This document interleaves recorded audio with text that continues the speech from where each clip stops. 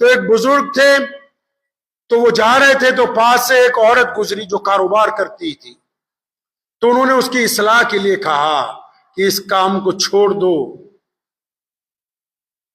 تو اس عورت نے آگے سے کیا کیا، اس نے ترس جواب دیا. کہنے لگی جو میرا کام ہے وہ تو میری شکل صورت سے نظر آ رہا ہے، تو کیا جو تمہاری حقیقت ہے وہ تمہاری شکل صورت سے میل کھاتی ہے؟ جو آپ کی حقیقت ہے وہ آپ کی شکل صورت سے میل کھاتی ہے؟ شکل سے تو آپ اچھے لگتے ہیں لیکن اندر برادری واد کی غیبت بھری ہوئی ہے. شکل سے آپ اچھے لگتے ہیں، اندر پیسے کا ہرس بھرا ہوا ہے. شکل سے آپ اچھے لگتے ہیں، اندر بھائیوں کی دشمنی بھری ہوئی ہے. آپ شکل سے اچھے لگتے ہیں، اندر سے دوسرے مذہب کے لیے آپ دل کے اندر اپنے کوڈ رکھتے ہیں. شکل سے آپ لگتا ہے کہ بہت بڑھیا آدمی ہے، لیکن جب بولتے ہو تو دوسروں کے دلوں کو توڑ دیتے ہو، جب بولتے ہو تو دوسروں کو ذلیل کرنے کے علاوہ کچھ کہتے نہیں ہو. تو اس کا مطلب آپ کا دل اور ہے، آپ کی شکل اور ہے. یہ دونوں جب تک ایک جیسے نہیں ہو جاتے. اللہ کو کون سی چیزیں پسند ہے بتا بھائی؟ اللہ تو خیر کائنات کے مالک ہیں، اپنی بات کرتے ہیں. ہمیں کون سی چیزیں پسند ہیں؟ دودھ چاہیے تو اصلی، گھی چاہیے تو اصلی، گاڑی چاہیے تو اوریجنل کمپنی کی، موبائل چاہیے تو وہ بھی اوریجنل کمپنی کا، کپڑے چاہیے تو برانڈڈ. تو اللہ تعالیٰ کیا بنا برانڈ والے دل کو پسند کر لے؟ اللہ تبارک و تعالیٰ کیا اس دل کو پسند کر لے جس میں غیبت ہے، گناہ ہے، مکاری ہے، بدماشی ہے، ریاکاری ہے، جو اوپر سے سجدہ کرتا ہے اندر سے لوگوں کی دشمنیاں پالتا ہے، جو گنہگار کو اس لیے گنہگار نہیں کہتا کہ میری برادری کا ہے، اور مظلوم کو اس لیے بدماش ثابت کرنا چاہتا ہے کہ یہ ہمارے مذہب کا نہیں ہے، ہماری برادری کا نہیں ہے.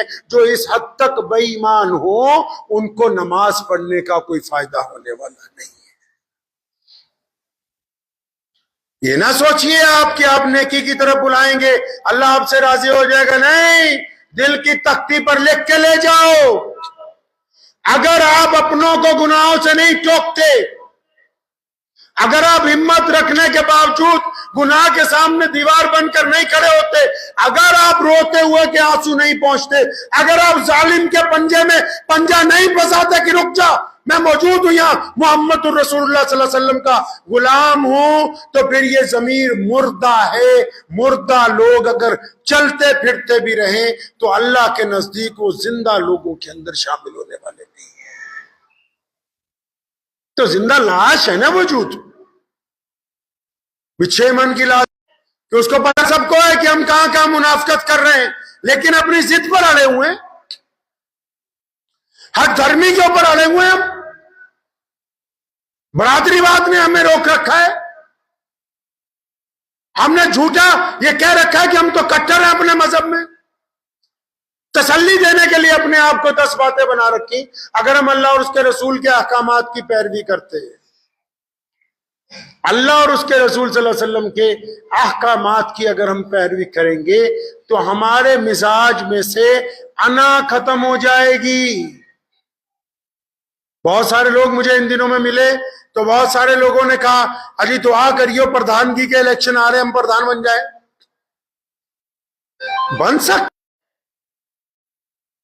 قرآن نے کہا نا کہ اگر کوئی تمہارے پاس خبر لے کے آئے تو اس کی خبر سن کے کسی پہ حملہ نہیں کرنا، پہلے خبر لانے والے کی تصدیق کرو کہ یہ جو مجھے چگلی کر رہا ہے اس کا کردار کیسا ہے، یہ معاشرے میں کیسا ہے. سارا محلہ کہتا ہے کہ بے ایمان ہے، بدمعاش ہے، شرابی ہے، اور وہ تمہارے کان میں آ کے کہتا ہے کہ تمہارا بھائی تمہارا دشمن ہے، اور تم اس بدمعاش کی بات سن کے اپنے بھائی کو لڑنا چاہتے ہو. پہلے یہ تو دیکھو جو تمہیں خبر پہنچانے والا ہے اس کا کردار کیسا ہے. ہولے نہیں بنیے، آپ کے پاس محمد الرسول ہے. تو اگر ہمارے کپڑے پاک ہیں تو نیت پاک ہونی چاہیے کہ نہیں ہونی چاہیے بھائی؟ یہ جو جھوٹی انا میں ہم پھنسے ہوئے ہیں، جس انا کی وجہ سے ہم منافقت کا ڈھوگ رچ رہے ہیں ایک دوسرے کے سامنے، کل قیامت والے دن کوئی کسی کا ساتھ دینے والا نہیں ملے گا. تو اس لیے اللہ اور اس کے رسول صلی اللہ علیہ وسلم کی محبت کو فوقیت دیجیے. دیں گے انشاءاللہ اللہ اور اس کے رسول صلی اللہ علیہ وسلم کی محبت کو. والد صاحب رحمۃ اللہ علیہ شیخ اسلام مولانا حبیب الرحمان ثانی لدھیانوی رحمۃ اللہ علیہ اگر کسی نے شادی میں بلایا، اگر وہ گئے، اگر کھانا مخلوط ہے، ڈی جے بج رہا ہے، تو دروازے سے واپس. اب اگر مولوی یہی سوچتا رہے کہ چودھری ناراض ہو جائے گا، چندہ نہیں دے گا، اس کا چندہ بھی جہنم میں جانے والا ہے، ساتھ بھی پکڑ کے وہیں لے جائے گا، کیونکہ جو اللہ اور اس کے رسول کی ناراضگی مول لے رہے ہیں ان کی ہوئی مدد کسی کام میں آنے والی نہیں.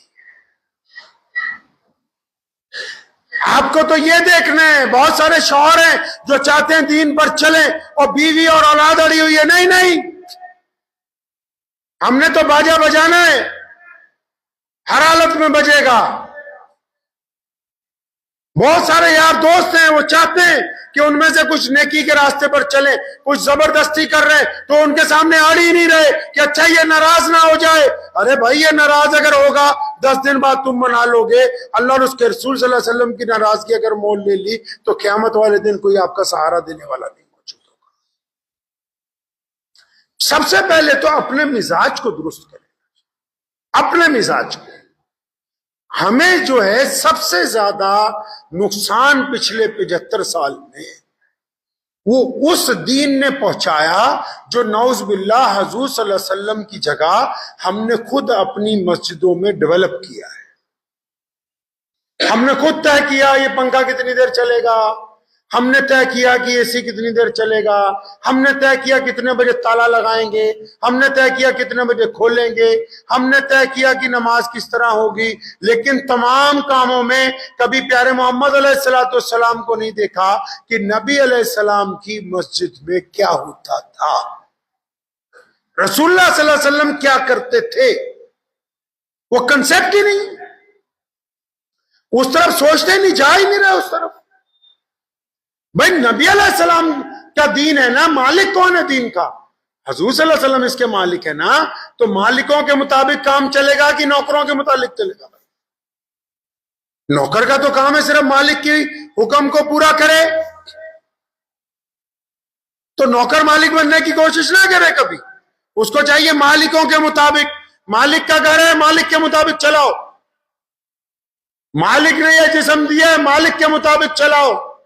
یہ جو نعرہ لگا ہے نا میرا جسم میری مرضی، تمہارا جسم نہیں ہے، یہ جسم اللہ کا ہے، اللہ نے امانت دی ہے. تبھی تو قیامت والے دن تمہاری زبان پر ٹیپ لگائیں گے اور پھر یہ ہاتھ اور یہ پیر، یہ آنکھیں، یہ کان بول کے بتائیں گے کہ میرے اللہ یہ جس کو تم نے مجھے دیا تھا، جس کے اندر میری روح بنا کے ڈالی تھی، یہ میرا استعمال کیسے کرتا رہا. پھر وہ جسم کے الگ الگ حصے جو ہیں اس کو بتایا کریں گے.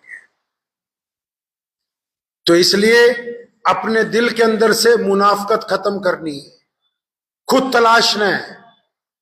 یہ چھوڑ دیجئے یہ جو ہم نے اپنے آپ کو بزرگ سمجھتے ہیں جی ہم بہت اللہ والے ہیں.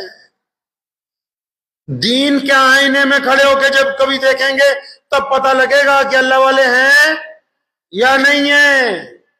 اگر کسی کی زبان سے کسی کو تکلیف پہنچتی ہے وہ اللہ والا نہیں ہے. ہاں وہ کسی ظالم کے سامنے ڈٹ کے کھڑا ہے وہ اللہ والا ہے. غریب کو دیکھ کے جو منہ بناتا ہے وہ اللہ والا نہیں ہے. جو رئیسوں کے ساتھ جپیاں ڈالتا ہو، مظلوم کا دسترخوان سے اٹھنے کا انتظار کرتا ہو، وہ اللہ والا نہیں ہے، وہ منافق ہے.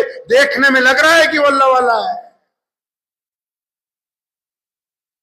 اپنے مزاج کو درست کریں، یہ مزاج آپ کو عزت اور ذلت کی طرف لے کے جائے گا، کیونکہ اللہ آپ کے مزاج کو دیکھ رہے ہیں. بار بار ہم دعا کر رہے ہیں یا اللہ یا اللہ یا اللہ ہماری سن لے، ہم مر گئے برباد ہو گئے یہ ہو گیا. اللہ تعالیٰ سن ہی نہیں رہا. کیوں؟